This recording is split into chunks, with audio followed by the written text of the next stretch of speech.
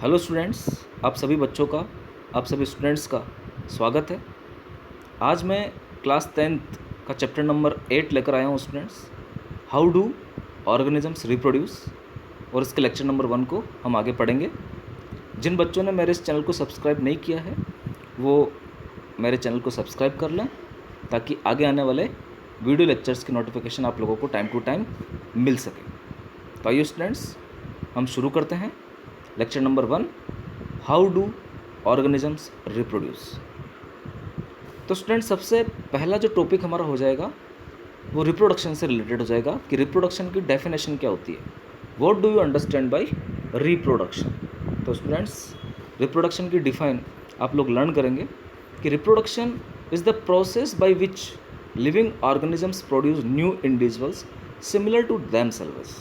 यानी रिप्रोडक्शन वह प्रोसेस है जिसके द्वारा लिविंग ऑर्गेनिजम्स न्यू इंडिविजुअल्स को प्रोड्यूस करते हैं और ये न्यू इंडिविजुअल्स उनके जैसे ही होते हैं। It ensures continuity of life on अर्थ।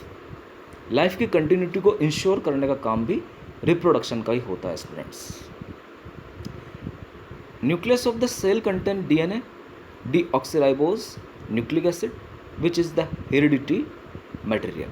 तो आप लर्न करेंगे स्टूडेंट्स, सेल के अंदर जो न्यूक्लियस होता है, जैसा कि आपने 9th क्लास में पढ़ा है सेल वाला चैप्टर, उस न्यूक्लियस में डीएनए पाया जाता है और डीएनए की फुल फॉर्म आप लर्न करेंगे डीऑक्सीराइबोज न्यूक्लिक एसिड।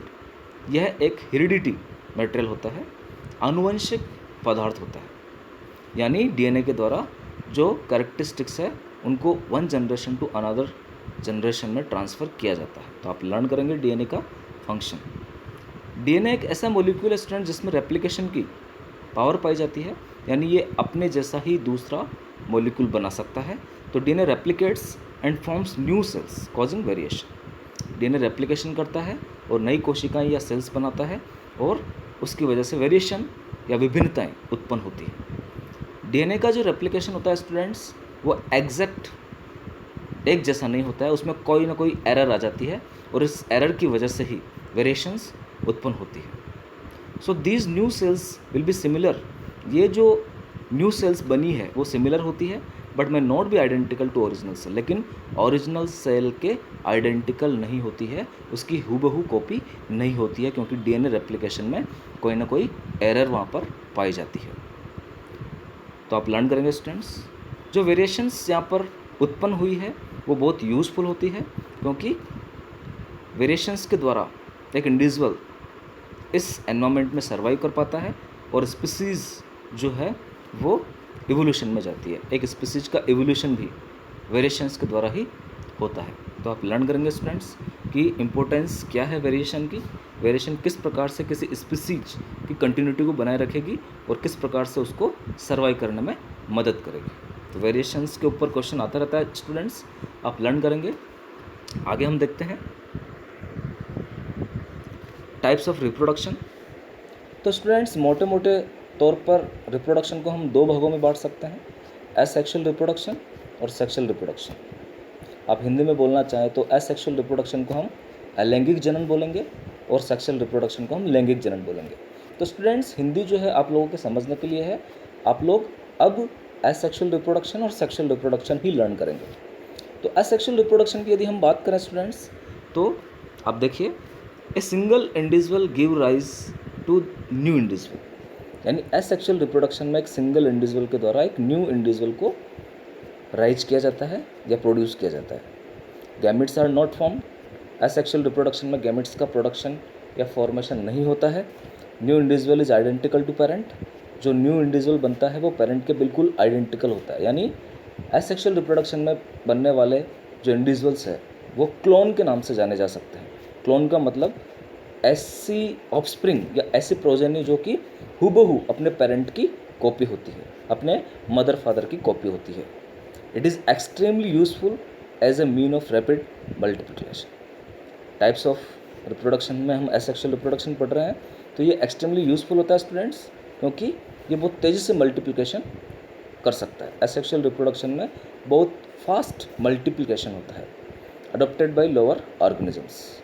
और एसेक्सुअल रिप्रोडक्शन जो है वो लोअर कैटेगरी वाले ऑर्गेनिजम्स में देखा जा सकता है। तो स्टूडेंट्स, ये एसेक्सुअल रिप्रोडक्शन के पॉइंट्स आप लर्न करेंगे।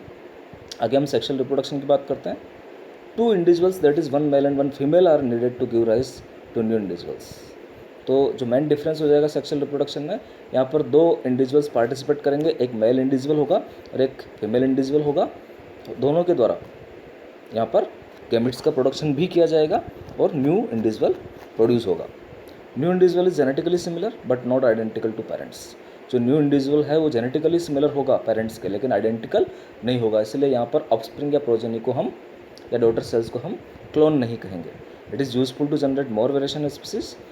तो very very important point students, sexual reproduction के द्वारा ज़्यादा वेरिएशंस को जनरेट किया जाता है स्पीसीज के अंदर और अडोप्टेड बाय हायर ऑर्गेनिजम्स। और इस प्रकार का सेक्सुअल रिप्रोडक्शन हायर ऑर्गेनिजम्स में, हायर कैटेगरी वाले ऑर्गेनिजम्स में पाया जाता है।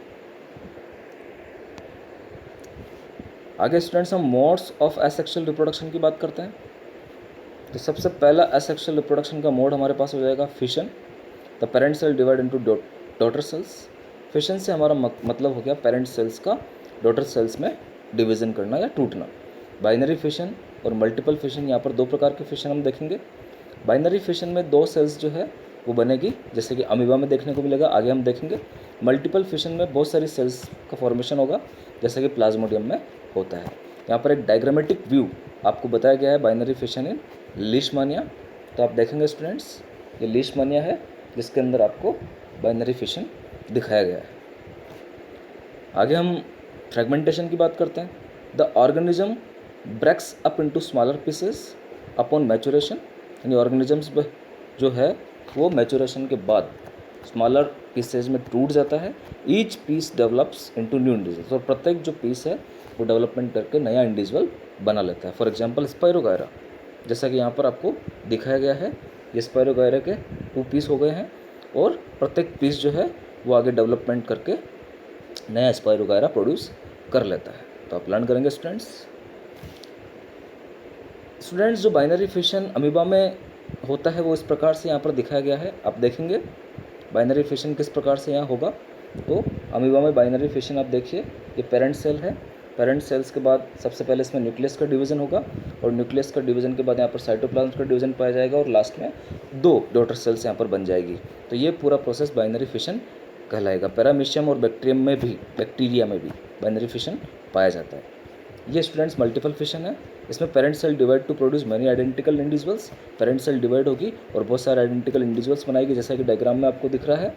ये प्लाज्मोडियम वाइवेक्स पूरा नाम है इसका, और लीशमानिया दोनों में देखने को मिलेगा। तो आप लर्न करेंगे स्टूडेंट्स कि बाइनरी फिशन किस किस में होता है और मल्टीपल फिशन कहाँ पर पाया जाता है।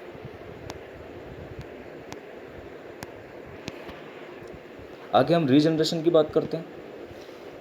If organism is somehow cut और ब्रोकन इनटू मैनी पीसेस। यदि किसी ऑर्गेनिज्म को बहुत सारे पीसेज में तोड़ दिया जाए या वो खुद किसी कारणवश कट जाए, तो प्रत्येक पीस जो है वो कंप्लीट ऑर्गेनिज्म में ग्रोथ कर जाता है। इस प्रोसेस को हम रीजनरेशन कहते हैं। ये प्लेनेरिया और हाइड्रा में देखने को मिलता है, जैसा कि आपको डायग्राम में बताया हुआ है। प्लेनेरिया एक फ्लैटवर्म है, एक चपटाक्रमी है। प्लेनेरिया को आप कितने भी हिस्सों में काट दीजिए, हर हिस्सा बढ़कर नया प्लेनेरिया बना लेगा। और इसी तरह हाइड्रा में भी रीजनरेशन की बहुत ही अत्यधिक पावर पाई जाती है। हाइड्रा को भी आप पीसेज में तोड़ दीजिए, हर पीस बढ़कर नया हाइड्रा बना लेता है। तो यहाँ पर रीजनरेशन प्लेनेरिया में और हाइड्रा में दिखाया हुआ है। अपन रीजनरेशन को यूँ भी बोल सकते हैं कि it is a process which is responsible for to produce lost part of the organism के खोए हुए पार्ट्स को वापस प्रोड्यूस करवाने के लिए जो प्रोसेस होता है वो रीजनरेशन है। तो आप लर्न करेंगे स्टूडेंट्स। आगे बडिंग की बात करते हैं। मुकुलन हिंदी में हम इसे बोल सकते हैं। A bird is formed which develops into tiny individual. एक बर्ड जो है वो बनती है और एक छोटे से इंडिविजुअल के रूप में वो डेवलप होती है। It detaches from parent body. Development करने के बाद ये पेरेंट बॉडी से डिटेच हो जाती है, ये अलग हो जाती है upon maturation and develops into new individual. Mature होकर ये पेरेंट बॉडी से डिटेच हो जाएगी और न्यू इंडिविजुअल बना लेगी। बडिंग आपकी हाइड्रा में भी देखी जा सकती है और यीस्ट में भी देखी जा सकती है स्टूडेंट्स। आप दोनों एग्जाम्पल लर्न करेंगे। यहाँ पर आपको बडिंग इन हाइड्रा दिखाया हुआ है स्टूडेंट्स। देखिए हाइड्रा के नीचे एक छोटी सी बड यहाँ पर जनरेट हो रही है, फिर वो ग्रोथ कर रही है और एक स्मॉल हाइड्रा यहाँ पर बन गया है, न्यू इंडिविजुअल बन गया है, और आफ्टर मैचुरेशन ये यहाँ से डिटेच हो जाएगा, अलग हो जाएगा और न्यू हाइड्रा बना लेगा। इसे हम बडिंग इन हाइड्रा कहेंगे स्टूडेंट्स। आगे हम वेजिटेटिव प्रोपगेशन की बात करते हैं। In many plants new plants develop from vegetative parts such as. Vegetative propagation से हमारा मतलब है बहुत सारे प्लांट्स में वेजिटेटिव पार्ट्स के द्वारा न्यू प्लांट्स का प्रोडक्शन किया जाता है, जैसे कि रूट्स के द्वारा ये डहेलियाज स्वीट पोटैटो में देखा जाएगा, स्टेम के द्वारा पोटैटो और जिंजर में देखा जाएगा, लीव्स के द्वारा bryophyllum, very very important, leaf notches bear buds which develop into plants. आगे हम देखेंगे डायग्राम भी, जो लीफ की नॉचेज होती है स्टूडेंट्स वहाँ पर बर्ड्स पाई जाती है और ये बर्ड्स आगे न्यू प्लांट को डेवलप करती है। तो ये जो एग्जाम्पल्स स्टूडेंट्स आप लर्न करेंगे कि रूट्स में स्टेम और लीव्स के द्वारा कहाँ कहाँ वेजिटेटिव प्रोपगेशन पाया जा रहा है या हो रहा है। आर्टिफिशियल मेथड्स की हम यहाँ पे बात करें तो वेजिटेटिव प्रोपगेशन में आर्टिफिशियल मेथड्स भी यूज किए जाते हैं।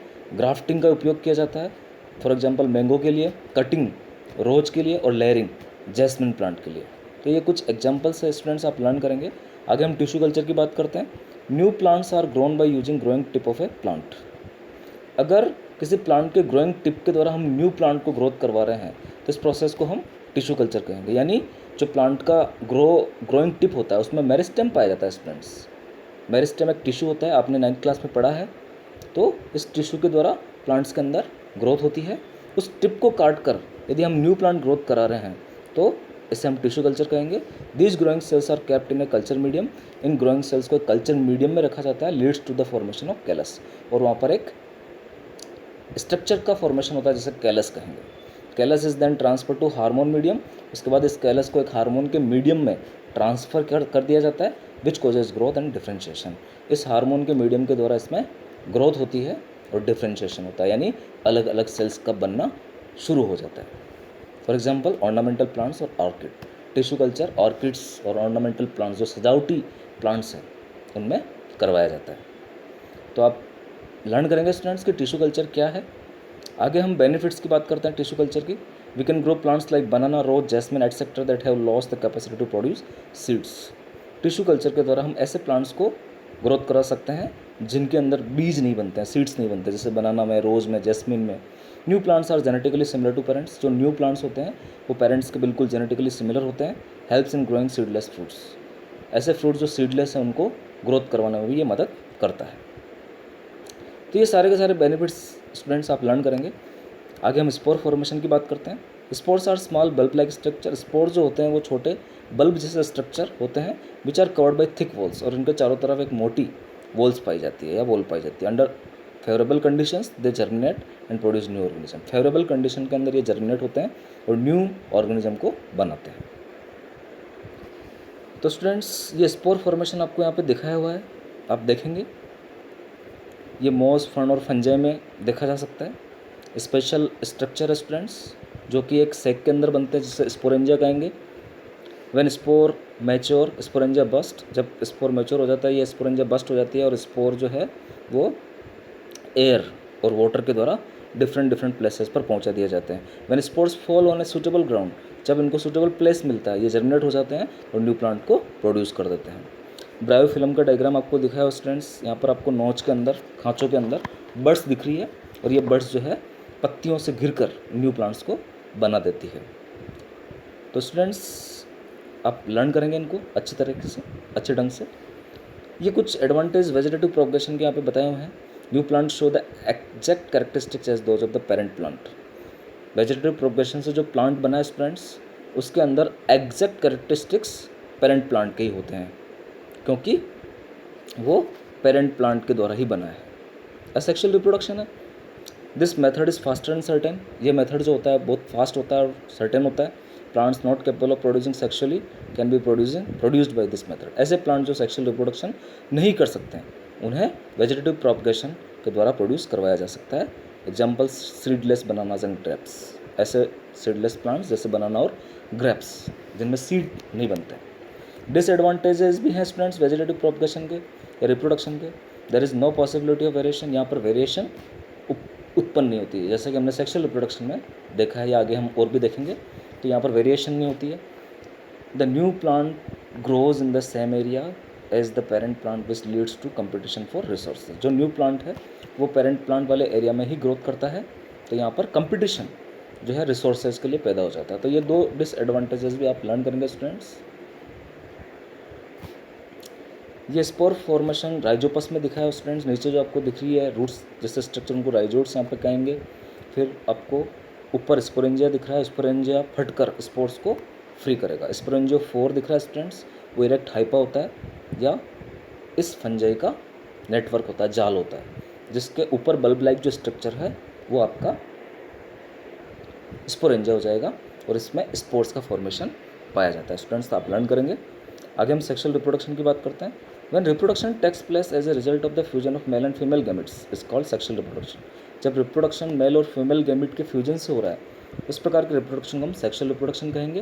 Very very important. Fusion of gametes is called fertilization. Gametes का आपस में फ्यूजन ऑफ फर्टिलाइजेशन कहलाता है students, which results in variation, और उसकी वजह से वेरिएशन से विभिन्नताएं उत्पन्न होती है जो कि एक स्पीसीज को या इंडिविजुअल को सर्वाइव करवाने के लिए बहुत ज़रूरी है। एनवायरमेंटल चेंजेस में एक इंडिविजुअल इन वेरिएशंस के द्वारा ही सर्वाइव कर सकता है, तो वेरिएशंस बहुत इंपॉर्टेंट है स्टूडेंट्स। आगे हम सेक्सुअल रिप्रोडक्शन प्लांट्स की बात करते हैं। Flowers are the reproductive organs of plant. जो फ्लावर होता है स्टूडेंट्स वो प्लांट का रिप्रोडक्टिव ऑर्गन है। A typical flower consist of 4 main whorls. एक टिपिकल फ्लावर में 4 मेन वूल पाए जाते हैं, नेमली सिपल्स, पीटल्स, स्टेमन एंड पिस्टिल। ये सब वूल्स आपको डायग्राम में दिखाए हुए हैं। टाइप्स ऑफ फ्लावर्स की बात करते हैं। Bisexual flower, both male and female reproductive part are present. ऐसे फ्लावर जिसमें दोनों ही मेल और फीमेल रिप्रोडक्टिव पार्ट प्रेजेंट होते हैं उन्हें बाइसेक्सुअल फ्लावर बोलेंगे स्टूडेंट्स। एग्जाम्पल्स बहुत इंपॉर्टेंट है यहाँ पर, हिबिस्कस और मस्टर्ड। यूनिसेक्सुअल फ्लावर की बात करते हैं। आइदर मेल और female reproductive part is present, या तो मेल पार्ट प्रेजेंट होगा या फीमेल पार्ट प्रेजेंट पाया जाएगा। फॉर एग्जाम्पल पपैया और वाटरमेलन। तो एग्जाम्पल वेरी वेरी इंपॉर्टेंट। फिर स्टूडेंट्स ये आपका स्ट्रक्चर ऑफ फ्लावर है। इसमें आपको सिपल दिख रहा है, नीचे हरे रंग का सिपल है। जो कलर्ड लीव्स है वो आपका पीटल हो जाएगा स्टूडेंट्स। फिर आपको एंथर दिख रहे हैं येलो रंग के, एंथर। उसके नीचे एक फिलामेंट आपको दिख रहा है और एंथर और फिलामेंट को मिलाकर हम स्टूडेंट्स स्टेमन कहेंगे। और इसी तरह बीच में आपको पिस्टिल नज़र आ रहा है। ऊपर वाले भाग को हम स्टिग्मा कहेंगे, लंबे वाले भाग को हम स्टाइल कहेंगे और नीचे ओवरी हो जाएगी स्टूडेंट्स, ये वाली ओवरी हो जाएगी। और तीनों को मिला के हम पिस्टिल या कार्पल बोलेंगे स्टूडेंट्स। तो आप लर्न करेंगे कि प्लांट्स के फ्लावर के कौन कौन से पार्ट होते हैं और डायग्राम की प्रैक्टिस करेंगे डायग्राम बनाने की, वेरी वेरी इंपॉर्टेंट। तो स्टूडेंट्स ये फ्लावर के कुछ पार्ट्स है। Stock, pedicel, point of attachment, जहाँ से फ्लावर प्लांट से अटैच पाया जाता है उसे हम स्टॉक या पेडिसिल बोलेंगे। सबसे नीचे वाला भाग है thalamus. It is an enlarge flattened tip of the stalk. Petals and other parts arise from the thalamus. जो पिटल्स है, कलरफुल पंखुड़ियाँ, वो यहीं से उत्पन्न होती है स्टूडेंट्स, यहीं से अराइज होगी। कैलिक्स, जो आउटर मोस्ट वूल है जिसमें सिपल्स पाए जाते हैं, उस पूरे चक्र को, उस पूरे वूल को हम कैलिक्स बोलेंगे स्टूडेंट्स। और ये जो कैलिक्स है वो inner part of the flower bud stage में, जो बर्ड स्टेज में फ्लावर का इनर पार्ट है उसको प्रोटेक्ट करने का काम करता है। कोरोला, ये सेकंड वूल है स्टूडेंट्स, जिसके अंदर हम पिटल्स की बात करेंगे। पिटल्स आपके कलरफुल हो जाएंगे और सिपल्स आपके हरे रंग के हो जाएंगे। तो आप लर्न करेंगे स्टूडेंट्स, सिपल्स जो है वो हरे रंग वाले हैं और पिटल्स जो है वो कलरफुल पंखुड़ियाँ हैं। और कलरफुल पंखुड़ियाँ जो है वो इंसेक्ट को अट्रैक्ट करती है और इंसेक्ट के द्वारा फ्लावर में पॉलिनेशन होता है, परागण होता है। पॉलिनेशन को हम हिंदी में परागण कहते हैं। एंड्रोशियम तीसरा वूल हो जाएगा स्टूडेंट्स। मेल ऑर्गन जो है फ्लावर का उसे एंड्रोशियम बोलेंगे। इसमें स्टेमन्स पाए जाते हैं और स्टेमन्स भी 2 भागों से मिलकर बना है, एंथर और फिलामेंट। एंथर के अंदर पोलन ग्रेन्स स्टोर पाए जाएंगे। गाइनोसियम की बात करेंगे, जो फीमेल रिप्रोडक्टिव ऑर्गन है वो गाइनोसियम हो जाएगा स्टूडेंट्स। इसे हम पिस्टिल और कार्पल भी कहते हैं। Carpel is made of stigma, style and ovary. Carpel जो है या पिस्टिल जो है वो स्टिग्मा, स्टाइल एंड ओवरी से मिलकर बना हुआ होता है। तो आप लर्न करेंगे students. Process of seed formation, उसके बाद हम सीड फॉर्मेशन का प्रोसेस देखते हैं कि किस प्रकार से सीड और फ्रूट का फॉर्मेशन होता है प्लांट के अंदर। Pollen grains produce in the anther, anther के अंदर पोलन ग्रेन्स बनते हैं, पराग कण बनते हैं और transfer to the stigma the same flower. अगर वो उसी फ्लावर के ऊपर ट्रांसफ़र किए जा रहे हैं तब इसे सेल्फ पोलिनेशन कहेंगे, या किसी अनदर फ्लावर के ऊपर ट्रांसफ़र किए जा रहे हैं उसकी स्टिग्मा के ऊपर तो उसे हम क्रॉस पोलिनेशन कहेंगे। तो स्टूडेंट्स आप सेल्फ पोलिनेशन और क्रॉस पोलिनेशन की डिफाइन भी यहाँ पर लर्न करेंगे, समझेंगे through agents like air, water और एनिमल्स। यानी जो पोलन ग्रेन्स है वो एयर के द्वारा, वाटर के द्वारा और एनिमल्स के द्वारा एक स्थान से दूसरे स्थान तक पहुंचाए जाते हैं। अगर वो उसी प्लांट के सेम फ्लावर के ऊपर पहुंचाए जा रहे हैं तो इसे सेल्फ पोलिनेशन कहेंगे, और या वो अनदर फ्लावर के ऊपर पहुंचाए जा रहे हैं तो इसे क्रॉस पोलिनेशन हम कहेंगे। Pollen grains germinate and form pollen tubes. Stigma के ऊपर जाकर पोलन ग्रेन्स जो है वो जर्मिनेट होते हैं और पोलन ट्यूब्स का फॉर्मेशन करते हैं, पराग नलिका, विच पास थ्रू स्टाइल, और फिर ये पोलन ट्यूब स्टाइल से होती हुई ओव्यूल तक पहुंचती है, जो कि ओवरी में प्रेजेंट पाया जाता है। ओवरी के अंदर जो फूला हुआ भाग है ओव्यूल का होता है स्टूडेंट्स, आपको डायग्राम में दिखाया हुआ है। The fusion of male and female gametes is called fertilization. यहाँ पर मेल और फीमेल गैमेट का फ्यूजन होता है जिसे हम फर्टिलाइजेशन कहेंगे, निषेचन कहेंगे। Zygote is produce inside the ovary, और ओवरी के अंदर फर्टिलाइजेशन के रिजल्टेंट यहाँ पर जाइगोट बनेगा। Zygote divides to form embryo, zygote आगे डिवीजन करके एम्ब्रियो का फॉर्मेशन करेगा। Ovule develops thick coat and changes into seed gradually. Ovule के चारों तरफ एक थिक कोट बन जाएगा, कवरिंग बन जाएगी, और धीरे धीरे वो सीड में कन्वर्ट हो जाएगा। यानी ओव्यूल जो स्टूडेंट्स वो सीड बनाएगा, ओवरी चेंजेस इनटू फ्रूट। जो ओवरी है फ्लावर की वो फ्रूट में चेंज हो जाएगी। Other parts of flower fall of, और जो दूसरे पार्ट्स हैं फ्लावर के वो फॉल ऑफ हो जाएंगे या गिर जाएंगे। तो इस प्रकार से स्टूडेंट्स सीड का फॉर्मेशन यहाँ पर पाया जाएगा, फ्रूट का फॉर्मेशन यहाँ पर पाया जाएगा। आप लर्न करेंगे स्टूडेंट्स। ये students germination of pollen on stigma यहाँ पे दिखाया हुआ है। पोलन ग्रेन जो स्टिग्मा के ऊपर गया है और वहाँ से वो जर्मिनेट कर रहा है, और पोलन ट्यूब बनी है, वहाँ से मेल जर्म सेल जो है वो ओवरी के अंदर पहुँचाई जा रही है जहाँ पर फर्टिलाइजेशन होना है। तो आप ये डायग्राम भी बनाएंगे स्टूडेंट्स कि किस प्रकार से पोलन ट्यूब का जर्मिनेशन हुआ और फर्टिलाइजेशन की जो प्रक्रिया है या प्रोसेस है वो ओवरी के अंदर पूरी हुई है। The seed germinates to form a plant under suitable condition. Seed जो है वो एक सुटेबल कंडीशन में जब उसको अच्छे रूप से एयर मिल जाएगी, मॉइस्चर मिल जाएगा, तो वो जर्मिनेट होकर नए प्लांट को उत्पन्न करेगा। आगे स्टूडेंट्स हम रिप्रोडक्शन ह्यूमन बींग्स की बात करते हैं। Humans are sexual mode of reproduction या ह्यूमन्स यूज़। ह्यूमन के अंदर भी students sexual mode of reproduction use किया जाता है। ह्यूमन के अंदर जो रिप्रोडक्शन है वो सेक्सुअल रिप्रोडक्शन है, क्योंकि ह्यूमन के अंदर भी 2 पेरेंट पार्टिसिपेट करते हैं। Sexual maturation, the period of life when production of germ cells that is ova female and sperm male start in the body. यानी लाइफ का वह पीरियड जब जर्म सेल्स का प्रोडक्शन चालू हो जाता है। फीमेल के अंदर ओवा बनेगा या ओवम बनेगा स्टूडेंट्स, एग बनेगा, और मेल के अंदर स्पर्म बनेगा, तो इसे हम सेक्सुअल मैचुरेशन कहेंगे। और इस सेक्सुअल मैच्योरिटी की फेज को हम ह्यूमन बींग में प्यूबर्टी फेज के नाम से भी जानते हैं स्टूडेंट्स। तो आप लर्न करेंगे प्यूबर्टी स्टेज, इसे हम हिंदी में किशोरावस्था भी बोल सकते हैं स्टूडेंट्स। और आप लोगों को पता ही है कि प्यूबर्टी स्टेज में बहुत सारे चेंजेस आते हैं common in male and female. Thick hair, जो कॉमन फीचर्स हैं यहाँ पर, thick hair growth in armpits and genital area. Armpits और जेनिटल एरिया में थिक हेयर की ग्रोथ शुरू हो जाती है।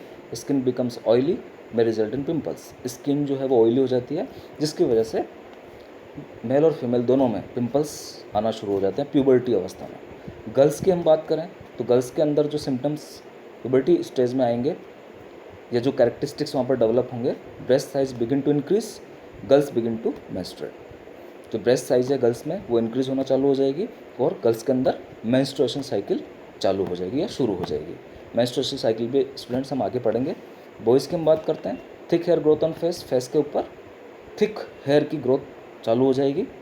वॉइस बिगिन टू क्रैक, और जो वॉइस है वो फटना चालू हो जाएगी या मोटी हो जाएगी, थिक हो जाएगी। This changes signals that sexual maturity is taking place. ये सारे के सारे चेंजेस इस चीज़ को बताएंगे कि सेक्सुअल मैच्योरिटी जो है वो शुरू हो गई है।